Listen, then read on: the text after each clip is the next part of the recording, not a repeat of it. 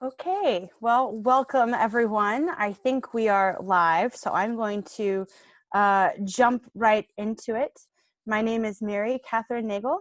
I'm a citizen of the Cherokee Nation, and I'm also an attorney and a playwright, and I serve as president of the Vision Maker Media Board of Directors. Welcome to Vision Maker Media's first online Indigenous Film Festival. Vision Maker Media is a native my light went out. Oh goodness. Okay, well, all right. We'll just bear with me here, having technological problems over here. Vision Maker Media empowers and engages Native people to share stories. Vision Maker Media envisions a world changed and healed by understanding Native stories and the public conversations they generate.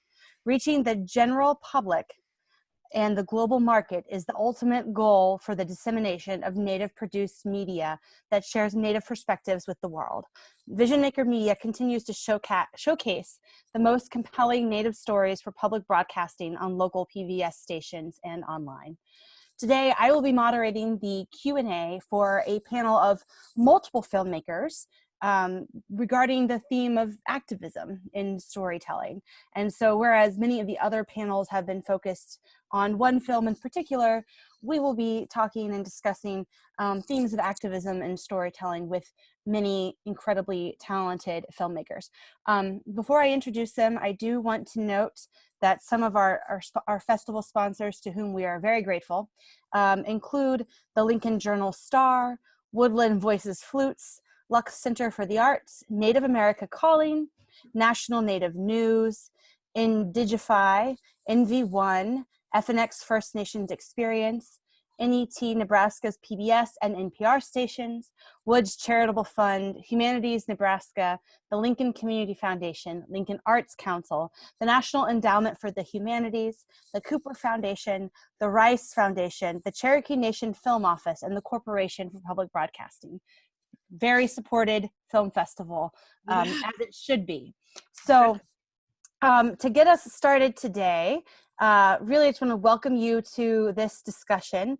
And today we will be hearing from a series of incredibly talented filmmakers. So I will let each of them, I will just say their names and their film really briefly now. But I think what we might do first is just go through and hear a few introductory words from each of you in terms of how you feel the theme of activism intersects with the stories you tell, and in particular the film that's featured in this festival. And we will get to everyone's questions after just a little bit, but I just want to give an introduction. And so here with us today, we have Drew Nicholas, who worked on the film Blood Memory. I think, and Sandy Whitehawk couldn't be with us. Is that correct? I think we're sending our prayers to her, because she's had some medical challenges. We have Mary Katsky, who worked on the film Now and Now We Rise. And we also, let's see, we have Tasha Hubbard, who I know who worked on, it's not in this email, but I think it's And Now We Stand, right? Shoot, where did that email go? Okay, sorry. We lift them up and we will stand up. Thank you. I'm so sorry. I thought that I had it all in an email from, and I don't know what happened to it. I think because I was clicking on the earlier email. And Willow Farrell from Sisters Rising, correct? I lost my notes, but why don't I open it up and, you know, Tasha, maybe you could start us off.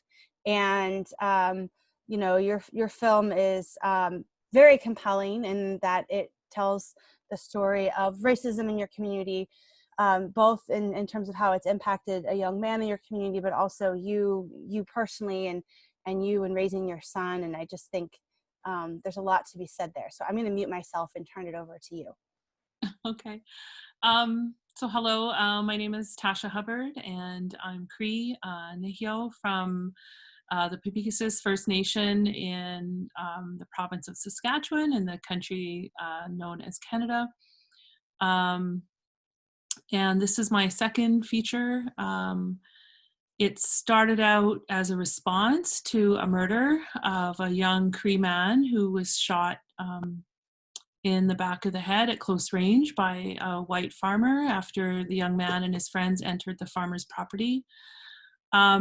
It it was a tragedy in and of itself, in terms of the farmer's and his son's choice to immediately turn to a gun to deal with, what was a simple incident before that. Um, but right away, the Royal Canadian Mounted Police, or our National Police Force, investigated, treated the witnesses, the young Indigenous witnesses, as though they were the perpetrators, treated the farmer and his family as though they were the victims, and issued a press release that said that there had been a theft, an attempted theft, and as a result, someone had died, as opposed to framing it as a murder and a murder investigation. And what that did is it set the tone both locally and provincially and nationally. And the family was inundated with these horrific social media messages where Colton was blamed for his own death, where the act itself was celebrated, where the farmer was talked of as a hero. And so we started filming really early on because my concern was the way the story was framed in the mainstream media.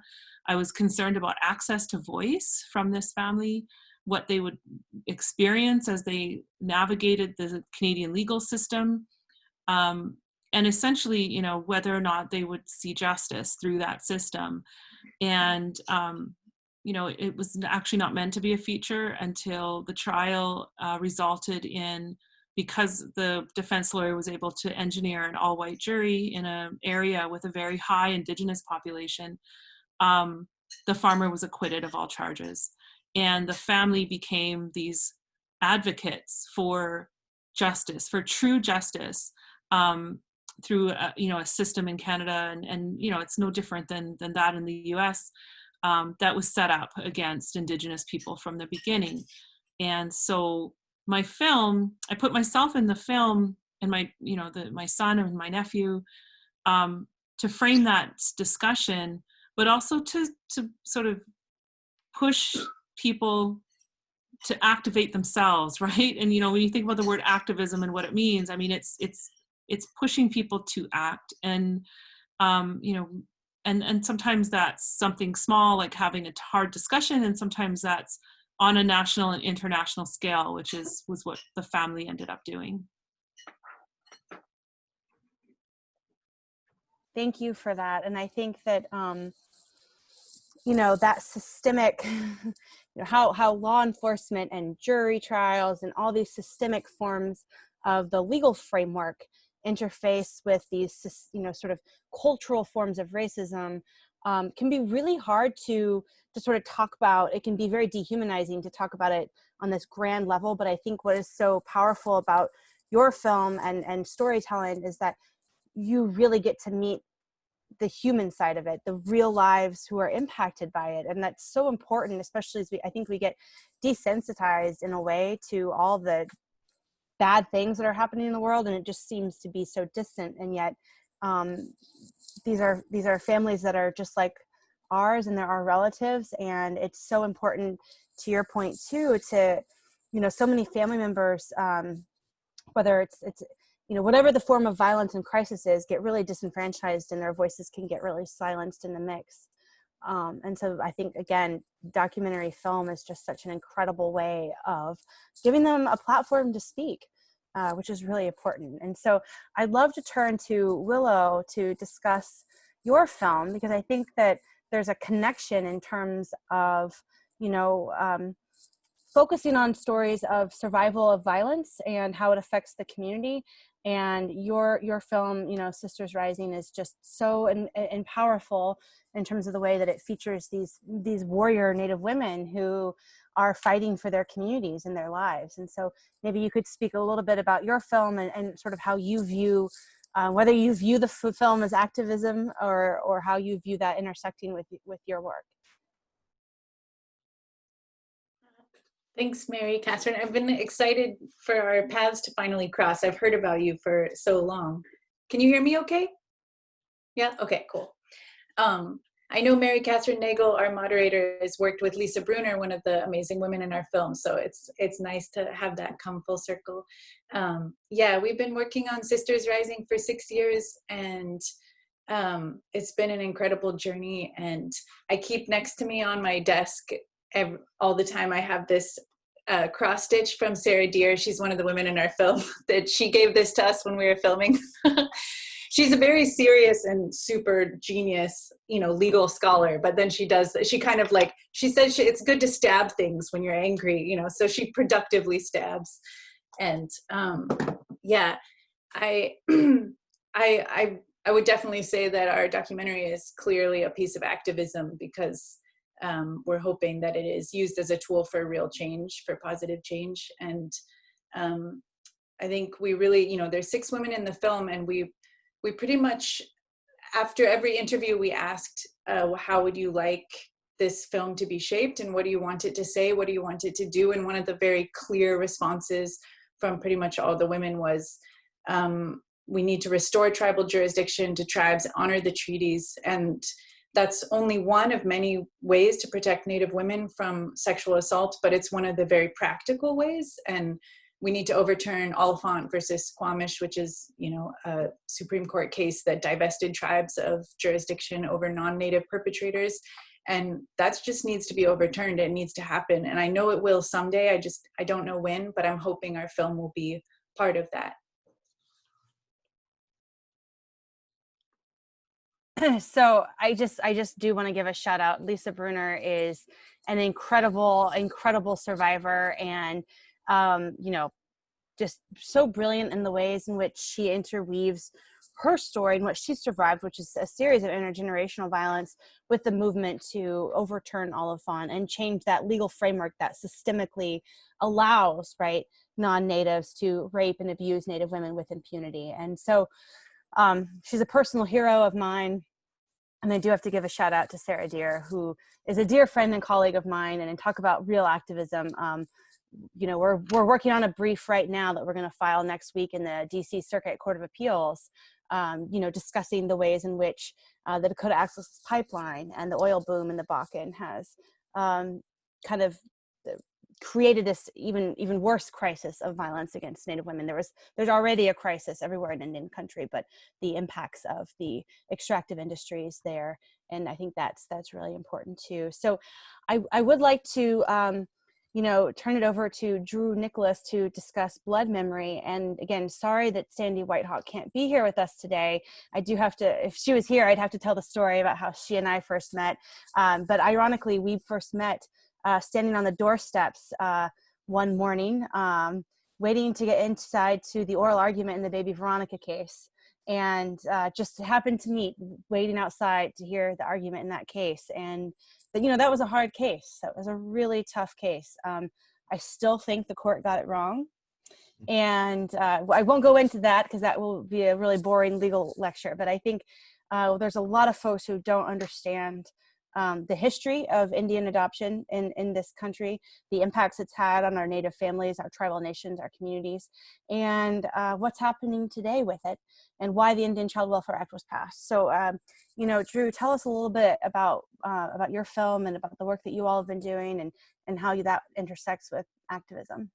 Yeah, I think that's a really good place to kind of plug it into, because I remember seeing a lot of photos from the steps and everything there in 2013. But I met Sandy in 2010 because I'm in Pennsylvania, and I was in Pittsburgh at the time, and I was just in a coffee shop talking over with my friends, like, what are we gonna do now that we're all out of film school and whatever. And this woman in the coffee shop overheard our conversation and was like, "Oh, I got a story for you," and pitched this idea to me, and we started chatting. And basically through that conversation, I asked her what brought her to Pittsburgh, and she had mentioned she had been adopted there from Minnesota and was now circling back through, sort of rekindling some connections there. And I was like, "Oh, adoption is this beautiful life-saving thing. Like, that must have been great." And she was like, "No, that's not my experience, not many people's experience." So that was kind of this first sort of, world shattering moment in this conversation. And then she started talking about the boarding schools, and the first federally funded one being in Carlisle, which is in central Pennsylvania. And I've, visited there a lot growing up and was very familiar with that, and had never heard about the schools and never heard about any of that history. So in that one conversation, I just realized I knew nothing about history, when you really look at it. And I was like, wow, my actual teaching of Indigenous history ends at, Thanksgiving, and that's not, So she had mentioned Sandy's name, and I gave Sandy a call. I Googled Sandy, was looking online and saw the, reconciliation work she was doing and helping families reconnect. And I just reached out to her, and she was like, well, I'm having a powwow in Minneapolis where we're welcoming our children home and doing, this ceremony. You should come and see what it's about. And I went out there, and it just really struck a chord. And, 10 years later, we have a film done, but at first, I wasn't looking at it as activism, and I was actually kind of surprised to be invited onto the activism panel. So that was kind of an interesting thing, but really for me, it became, I think when the activism sort of kicked in, if I had to sort of pick this moment, is when, the perspective sort of shifted for me from white people need to know about this history that they're not taught or they're ignoring. And I saw this article from Sterling Harjo, and he said, a lot of white filmmakers ask me to executive produce their documentary or their film. And I always ask them, like, well, what is this doing for the community? And I knew that with the people around the project, supporting the project, that it was going to be guided in the right direction from that circle, but it needed to also be guided in that direction internally. And when we started to ask ourselves, like, what is this doing for the community? Is this just further, appropriating these stories? Is this just like pulling up trauma to share to white people? And I think that's where the activism really set in, of like, okay, well, what are we doing to empower? What are we doing to uplift? What are we doing to heal and like push Sandy's work further? And so that's really became the driving force. And I couldn't even tell you when that really sort of sunk in. Sometime like 3, 4, maybe 5 years into the whole process. So. Yeah, I think that's such an important point. I love Sterling, and I think, that is the question, right? What is that doing? What is this doing for our community? And I think one thing that I really love about And Now We Rise is that it is a story that's uplifting, right? It's not just about, because we all have trauma, we all have loss, and Alaska, our Native brothers and sisters in Alaska face some of the highest rates of sexual assault, murder, all these forms of trauma that we know are the results of generations of trauma and genocide and horrible decisions from the Supreme Court and all these things, right, compounded. But to follow the story of an artist, a young artist who is making art and I think healing his community is really powerful. So Mary, maybe you could say a few words about, how you view this theme of activism in terms of telling an empowering story of a young Native artist. Well, thank you, Mary Catherine. It's lovely to be included on this panel and to be a vision maker, filmmaker. I have lived and worked up here for 40 years now. An elder officially, and I realize I'm not Indigenous, but my vision is to mentor young up-and-coming greener filmmakers in telling stories. We've got a major project coming on after this about our MMNA, we're calling it. We were corrected at the last public event that it's not Murdered and Missing Indigenous Women, it's Murdered and Missing Native Americans. And the reason being that there are as many males going missing as females, which I didn't know until I gotten into this. But back to Sam's story, And Now He Rise to me is a portrait of an activist as he comes of age in his activism, with the ups and downs of that, with the little minor triumphs, like becoming kind of famous overnight and being overwhelmed by that, and getting drained personally to the point where he didn't have enough core left to stay healthy. And so that was interesting to me as a storyteller, showing that evolution, that arc. And he's still very much an activist. And he's moved from the actual hands-on helping people get back to their villages to a much larger political scale, where he's addressing racism and homelessness as being a very combined issue, and has spoken as such at the assembly and in front of the mayor and many gatherings, because now we have housing for homeless or people currently without homes. And but there's now the tide is not in our neighborhood. We don't want it here. So he's fighting for that now. So it's grown from the individual making sandwiches with his daughter to working in the system and working to change systemic racism so that's not viewed like that. So that's pretty much it. And I want to see everyone's films. And is that possible? Are they in a gallery, or how does it work? Yes, they are all. I think if you go to Vision Maker Media's website and click on the film festival, they're all there, and so Okay. you should be able to view them all. And will that be for a certain length of time, or how? Yes, and I should know exactly the answer to that, and I will find that out. I don't remember the exact date. I should know this. I think it's like every film gets a week. So Yeah. all of us should be this week, and then at the end of this week you can't watch our films for free anymore, and then another batch starts, and I think it's going for another 2 weeks, I believe. Okay, so this weekend would be the best time to see everyone's films, are you saying? Free to see our films, all of us here in this group, and more, I think, that are not here. But yes, so Vision Maker Media just posted, thank you Vision Maker Media, that all films are available for a week and they change out every Monday. Okay, thank you. Yeah. I have seen Blood Memory, but none of the rest. So yeah. Yes, so I highly recommend that everyone check out the films.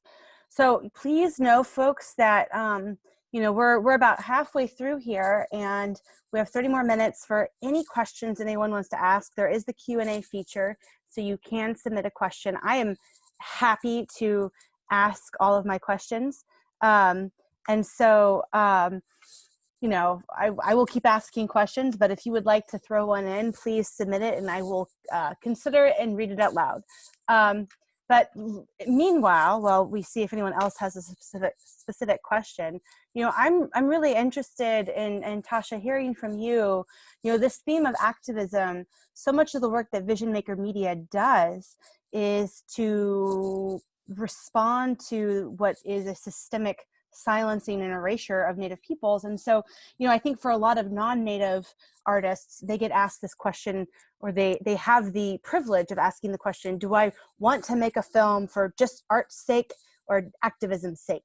And I think sometimes as Native artists, we don't have that choice, because even just sharing a film that we've made is a form of activism, because we're penetrating that purposeful block that's been put there to keep Natives out. And so what is your view on that? Like, do you think that just by being a Native filmmaker and making a film, you are being an activist?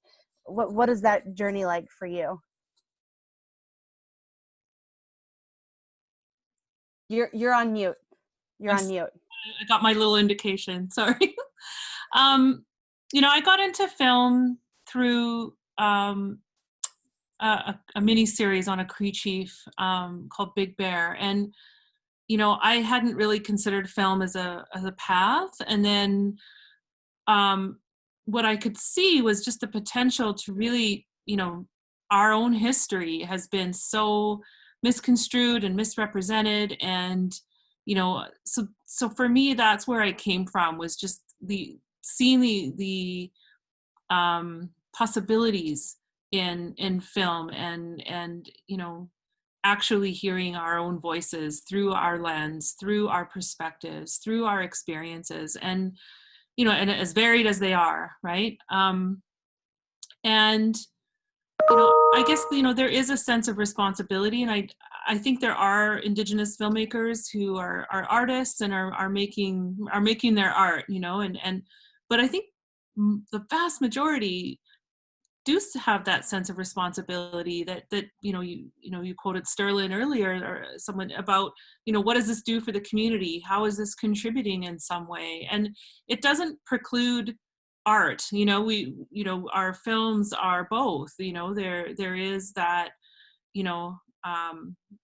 our aesthetic choices that we make, our the visual poetry that we create, the associations that we make. But yeah, there's an underpinning of of making a contribution, of and some films are unapologetically intervening in injustices and in spaces that activism is absolutely required. But even just representing us as fully human, and with our own stories, there's still that element of activism, because we've been so misrepresented in the past. So that's, it's not a yes no, right? But there's I think that there's a real spectrum of what people are putting out and putting forward. I think that's so true. And I think, what you said is,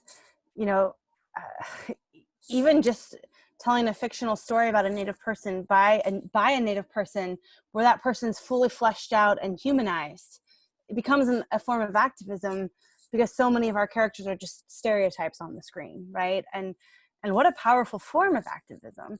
I can say, as someone who's worked both as an attorney and as a playwright and filmmaker as well, and being on the board of Vision Maker Media, I can argue the law, I can argue against Oliphant until I'm blue in the face.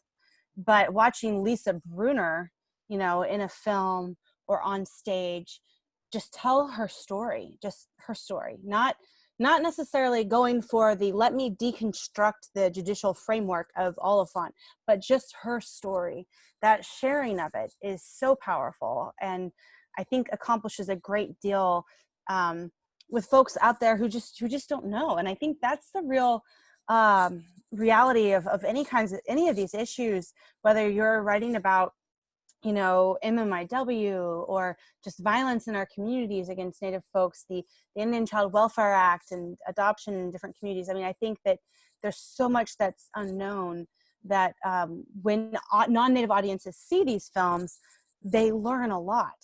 And I don't know that that's necessarily true of other genres, because I think in a way, what all of you all are doing you're picking up where our American education system has, and Canadian too, but I'm very familiar with the failures of the American education system, and the research that Illuminative did, where they went through and they looked at K through 12 schools, and 87% of K through 12 schools in the United States don't teach anything about Native people after 1900. So it's like we just don't exist anymore, right? So they don't teach anything about what Native folks did during the Civil Rights Movement, what got us to the Indian Child Welfare Act in 1978, how did we get to Standing Rock just a couple years ago. That's been a story that didn't stop at 1900, right? And so we're relying on our filmmakers and our artists to tell these stories. So I want to put out a question to the entire panel from Rose Stellar Burke. She asks, what has been the most impactful way that your film has been used to move forward the activism message of your film? What is your reach goal for impact for your film? And so any of you, all of you, please feel free to answer that question.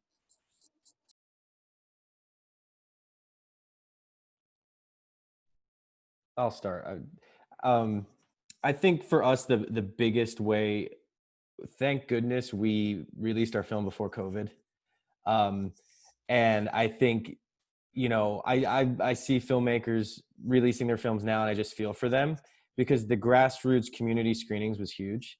And every time we were doing a film festival, we would figure out what communities we were driving through to get from there to the next one, or however it may be. And we would do college campus tours, you know, with NALSA groups and social work groups, and just getting Sandy in a room with young students who are about to go into these fields, or people who have been working for 20 years and their practices may be off and they need a quick reminder. That has been the most impactful way of getting to, you know, of changing the system, of changing the way people look at child welfare. And the film festivals have just sort of been like the pillars that help us get the exposure. Whereas like the real activism work, I feel, has been through trying to string together those screenings for 20, 30 people, you know.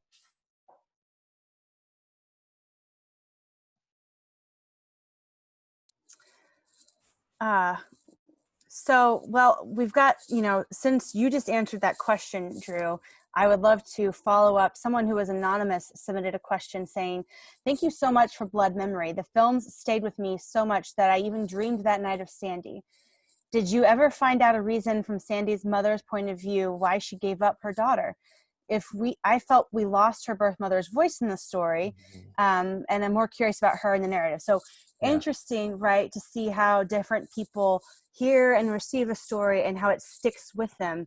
I know Sandy's story is so powerful. Yeah. I was actually typing up an answer because I didn't think we'd get to that. So I'll just try to be quick with it too. Mainly with her mother's story, the only place it's really touched on outside of the photo sequence that we do, where you see the pictures of her mom, is when she goes to the church and right before she visits the missionaries who started the church. And you very briefly hear the story, and it wasn't as fleshed out in the edit as I was hoping it would be. But basically, the story is that Sandy's birth mother would sit in the last pew of this tiny church that had maybe 10 rows of pews, as her adoptive parents and her were sitting up in the front row. And so her biological mother is there watching her with these people who now have her daughter. And that, when I read that in Sandy's sort of memoir that she's been writing, she has this rough draft memoir, I was like, wow, like we need to go to this church. And I just think about, in that scene, you know, it talks a lot about sort of the idea of shame and community shaming and self-shaming. And that's been a big theme that a lot of birth mothers struggle with, is the way that shame has been used to manipulate them into giving up their children, and or made them feel inadequate. The film, in the historical montage that opens the film, you hear a woman from the 1974 hearings talk about how the social workers kept telling her she could not provide what a white family could provide. And they use that tactic over and over again.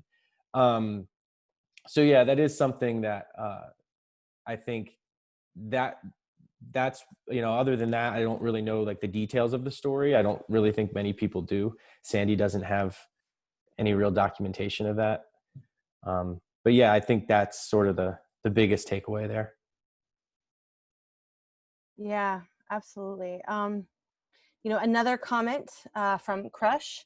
Thank you to all for your hard work to bring these stories to the screen. These stories are very emotional, and you hear details that as viewers we never hear. This is a personal question, but how do you all deal with your own mental health while experiencing such pain, such human pain and heartbreak? So for each of you 4 filmmakers, how do you carry these stories through and share them, and also engage in self-care for yourself to protect your own well-being? I can answer. For me, that is weekends with my girlfriends, just going off and playing. We just came back from 2 days of romping around in the autumn mountain, you know, the autumn colors in the mountains. And it's very life affirming and refreshing and I do think that's important to step back a little bit now and then, because they are I mean, everything I work on has to do with something very serious and hard. And so that's how I do it. Yeah, this is something that we did a panel at Imaginative Film Festival a couple of years ago, our Q&A, sort of myself and my producer. And, you know, we talked a lot about having an ethic of care. And so obviously, you know, we have care for the people in our film and the terrible thing, you know, the family and what they went through. But we also, from the very start, because I had made an earlier film where it was very difficult and actually had a, you know, somewhat of a breakdown a year after the film came out, because I hadn't done anything for myself. You know, I just dove into telling the story. And so, you know, I thought this time we need to do things differently and we need to look out for each other. So, you know, we had that ethic of care. That's what we called it. It's like an ethic of care for each other, for the crew, you know, and the family of Colton, you know, they were so sweet. They would like, are you guys okay? Are you doing okay? Like, do you have enough support? And we were like, you are going through this incredible nightmare and, you know, you're worried about us. Like, thank you, you know, and so, you know, I guess that to say that, you know, we definitely, you know, made sure we had support for ourselves, that we were, you know, vocal and honest about when we were struggling. And, you know, our film process was, you know, 3 years we were filming till when we released it. And, you know, it is a reality, and it's something that I'm glad it's been brought up, because, you know, especially if there's, you know, early career filmmakers who are listening, like it is something to consider. It's something that needs to be planned for. And, you know, self-care is part of it, but so is it's community care for each other. Yeah, I would just echo what you two have both said. It was my first doc that I filmed, and we filmed it 6 years ago, and 5 years ago it was 2 summers, and I didn't know what I was doing really, and it was obviously super, super heavy material, and I didn't even realize until a lot of the women in the film were teaching me about generational trauma and how trauma is passed down through generations, that I was actually working out some of my own family history of gendered violence. I think that's what attracted me to the film in the first place, that, and also just feeling like we all have to be involved in racial justice work in this country. It's just, we have to, you know. But it was really helpful that the incredible women in the film taught me about generational violence. I had only heard about it in the context of like Holocaust survivors and stuff, but I hadn't heard it applied to other groups of people, and inter-family, you know, violence. And so I had kind of a breakdown too. I had sort of a breakdown on the road, and luckily I made the film with my spouse, Brad, and I think our support for each other was, I don't know that we could have made it, you know, solo. I think having an incredible team, and Jada Gray Eagle, our co-producer, we're really close with, and actually her mother, Janine, she was the first woman we filmed for Sisters Rising, and she didn't end up getting into the film because we had filmed too many people, so we had to kind of pare it down. But Janine took us in at one point, and let us crash at her place for a week as we just sort of licked our wounds. So I think, yeah, that's not a great, I don't think we practice great self-care, but I've learned a lot in the process and would do better next time, and went into therapy after filming. I remember, did any of you guys go to the IDA conference in LA a couple years ago? Vision Maker sent us, thank you Vision Maker. It was like life-changing. I learned so much. And I remember there was a panel on self-care for documentary filmmakers. And honestly, it was incredibly depressing, because most filmmakers said, you know, we're operating on like the stringiest budget, if there is even a string at all. Like, we were working out of our car a lot of the time, and 10 camp, and you know, most of these doc filmmakers said, we drink alcohol, that's what we do. And I was like, no, this is not healthy coping mechanism. So I don't have a ton to offer. Yeah, well, it's, you know, all of that's really important. And I think that we have to always be aware, you know, when we're sharing stories of trauma, how we might be re-triggering folks, or, you know, and we got to find ways to process it that is healthy, but also not hold it in and keep it in. And I think that's so important. One other question we have from Judith Aumann. My stepfather was part of the Standing Rock Res. I know about the standoff that happened with the people that were attempting to put the pipeline in. I've heard that recently a judge has halted the pipeline until environmental issues have been resolved. Could you share again where things are with the pipeline, which I am so against? Thank you. So I will just say a couple things real quick on that. I know Judge Boasberg in the district court in DC, federal district court, did issue an order in March saying that the Army Corps unlawfully failed to do an environmental impact statement. And so they have to go back and do an environmental impact statement. That's a huge victory for the tribes. And then just more recently in July, Judge Boasberg followed up and said, and meanwhile, until you have an environmental impact statement that complies with federal law, you have to empty the pipeline and cease operations. Now, that is an ongoing dispute that has been appealed to the DC Circuit Court of Appeals. So I don't think we can say definitively that is actually what will happen by the time the DC Circuit rules on it and everything else happens. And there are certainly other attorneys who are working more closely and in directly representing the tribes in this case. Sarah Deer and I are actually filing a brief on behalf of the National Indigenous Women's Resource Center explaining the impacts that the pipeline's increased oil extraction in the Bakken have had on issues related to safety for Native women and children living in North Dakota. And Willow, I know your film touches on that, and you're working with women there on the Fort Berthold Reservation. So I don't know if you want to speak to some of that just a little bit, in terms of the context of the extractive industries there in North Dakota and how that's impacted safety for Native women and how that's dealt with in your film. Yeah, I mean, I think as everyone here knows, extractive industries go hand in hand with violence against Indigenous women, and they're sort of like, it's braided together everywhere you look. And I actually, honestly, I'm not super sure what's happening in the Bakken right now, because it's been, 5 years since I was there. Since oil prices are so low, I imagine it's a little bit more mellow than it was when we were there.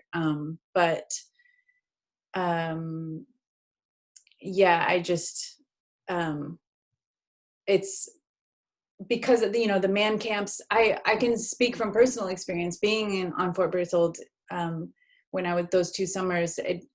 Everything that the women told me, I was feeling what they were saying, that it was 10 men to 1 woman in the whole region, because there have been so many men who flooded the area to work the oil fields. And a lot of these men are just like regular Joes, they're just working a job and they're coming from all over the country because they've lost their jobs elsewhere and they're trying to support their families. But a number of them were also sexual predators. And especially in the beginning of the oil boom, the oil companies were hiring anyone warm-blooded. They weren't doing background checks. So a lot of felons who, convicted sex offenders who can't get work easily elsewhere were able to find work in the oil fields. And then you compound that with the issue of the lack of tribes having criminal jurisdiction over non-native offenders. It was kind of a perfect storm for, basically, if you're a perpetrator, it's a good place to go to perpetrate your crimes. And that was obviously happening, and it was really frightening and upsetting. And also there's I do feel like there is better media coverage, or like people are more aware of it now than they used to be, but there still is this kind of strange, like it's easy to pretend for non-native people. It's often you can sort of pretend like Native people don't exist anymore. And so there's this kind of like lack of education and knowledge around the whole issue, and which makes it harder to create change. If people don't even know what the problem is, then how are you going to make change? Obviously, Native people all know what the problem is, sorry, kind of incoherent answer. Well, you're reminding me of another reason why Pebble Mine is a bad idea. I don't know if any of you are following that issue at all, but that would be right smack in the middle of Indigenous land. And we already have the highest rate in the country, so. Well, we have about 10 more minutes, and one question I see here is what's next for each of your films. So maybe we could start with Tasha, and maybe you could just tell folks a little bit about what's next for you and your film and what you have going on. So we just had, we came out April 2019. We premiered at the Hot Docs International Film Festival, and we actually made history. It was the first time an Indigenous directed film opened the festival. And, we had we had a theatrical release. And so we just on Sunday had our domestic broadcast, so Canadian broadcast of the full feature. We had a shorter cut down on the Canadian broadcast on CBC, but our Indigenous network showed the full feature, which then triggered that it's now online. So it's in Canada, the film can be seen online on the nfb.ca website and a couple others as well. And we, I noticed someone earlier asked about COVID. Again, we were really lucky too that we had the film out and had a good year, but it did interrupt some things. We were working on U.S. distribution that kind of went south with COVID. We had met again, the family and myself had met with Canada's Prime Minister and some of the cabinet ministers to try and get some momentum going. And that, that was just before COVID where we had that meeting. And so, it's definitely put a bit of a damper on things, but, we're really happy when the film can be seen in the US because there are real commonalities, and yes, it's about the Canadian legal system, but really it's just about Western legal systems and how they impact Indigenous peoples. So, we're hoping to have, some more US screenings. And that was our dearest wish too, was to be able to go into community in the US. We were able to start doing that on the Canadian side, and that's been interrupted as well. But yeah, so that's we're just wanting it to get seen both in community, but also in policy making spaces. I'm working on another feature now that we're just getting off the ground. And then my son and I told a little story about my son, and he loves film. So he's the boy in the film. So we're actually going to try and make a little short together. So that'll be our year. We'll have a busy year.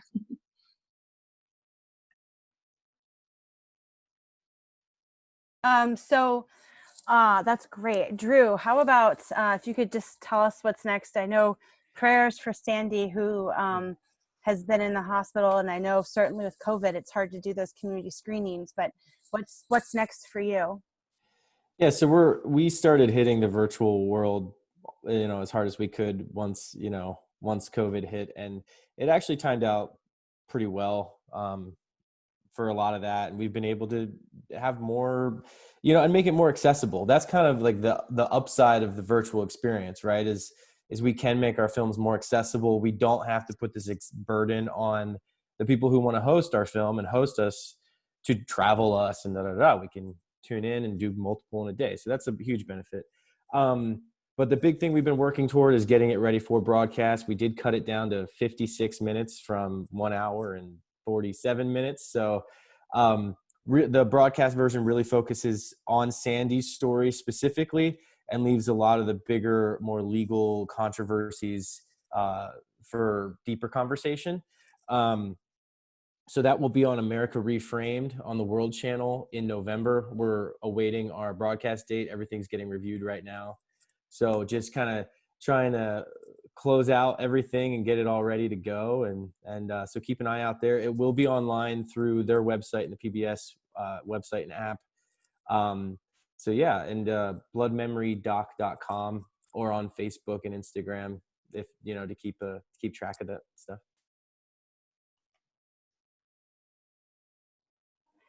Great, thank you.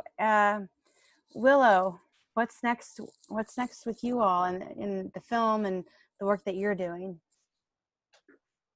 So we barely escaped we sort of like flew out underneath COVID right before we premiered at Big Sky end of February, our world premiere, and then it was just dominoes watching every other plan we had just go poof into thin air. And then since then, it's been virtual festivals like this one. And while that's been great, I'm just going to be honest and say it is nothing like community screenings or being in community with people, feeling the audience, having reactions. I mean, our film, we did some community screenings, and obviously Big Sky and Tantu Cardinal, our executive producer, was able to attend the California premiere, which was California American Indian Indigenous Film Festival, which was we weren't able to go because we were at Big Sky. It was happening simultaneously. And she said the reaction, there was like 400 people and at the California festival. And it was just like huge, you know, people cry and talk and share after the screenings. And it's just so powerful. And like, that's why you make films. You know, one of the reasons it's reciprocal, you know, you're not just putting something out in the world and then you don't know what's happening with it. And honestly, I'm kind of like, do I really want to make films anymore right now? It's been pretty painful, and I don't get a lot of energy back, you know, from the virtual world. Even Zoom it's nice to see your beautiful faces, but it makes me feel sort of cross-eyed being on Zoom, and I can't make eye contact with anyone. And it's kind of the opposite of the connection that most documentary filmmakers, I think, are looking for, you know? So yeah, I'm just sort of like, hoping, you know, we wanted to do a barnstorming tour through Indigenous communities, especially Fort Berthold and in Minnesota and North Dakota, where we had been filming. And I'm hoping maybe next year or something, we can do something like that, because yeah, really missing the human connection.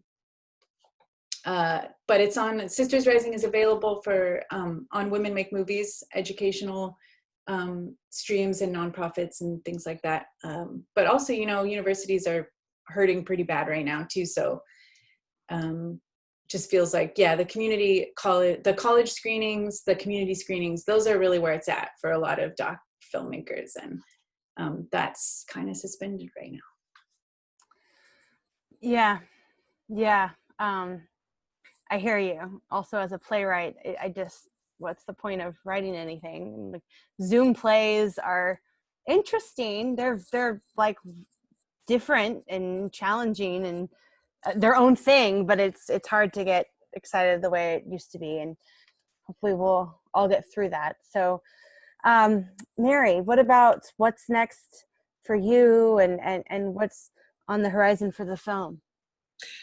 Well, the film is, we've had some requests recently for museums to be able to offer it, and the school district here is looking at, can they incorporate that? Because one of the messages of the film is one person can make a difference. I think Sam really brings that out. And we need to feel that right now. We need to feel like we can do something that matters. And thank you, Will, for articulating how I'm sure most of us feel right now. We do our work because it's connecting and it makes us feel a sense of community, and those emotions are what move people to make changes and take action. And it feels very watered down, very diluted right now. I can only hope this is a glitch and it'll be okay. We're 6 months into a statewide media campaign raising awareness about murdered and missing Native Americans in Alaska. And we're doing that. My very first film 40 years ago was called No Word for Rape, and it was about sexual assault in Alaska. And unfortunately, we have maintained our lead in that area. And per capita, we're number one in the nation, and Indigenous women here are 4 times more likely to be victims on top of all that. So we have a lot of work to do, and we're doing it all through storytelling, providing platforms for people to tell their own personal stories. And we have 4 podcasts done now, and we have our first episode of what we hope will be a series of individual stories. Our first story out, this family has been trying for 35 years to get justice for their mother, who was brutally murdered and assaulted. And it's a series of cover-ups and dirty stuff happening, but we're exposing it, and it's been very interesting. It's been a little scary. There's been some threats.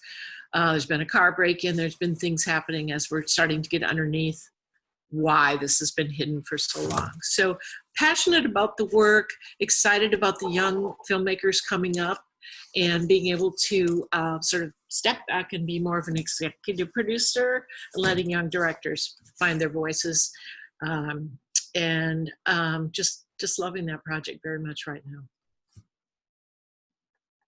Well, thank you. Well, we are at the end of the hour, and so thank you all so much for joining us. I think this was an incredible discussion, and the work that you all do and the films are just incredible. So I encourage everyone to see as many of the films this week as you can while they are streaming for free. And there are many more events happening and panels in the festival, so please check it out on Vision Maker Media's website. And thank you all so much for being here today. Thank you for hosting. Yes. Nice to meet everyone. Thank you. all. Nice to meet you. Thank you. Yeah. Yes. All right.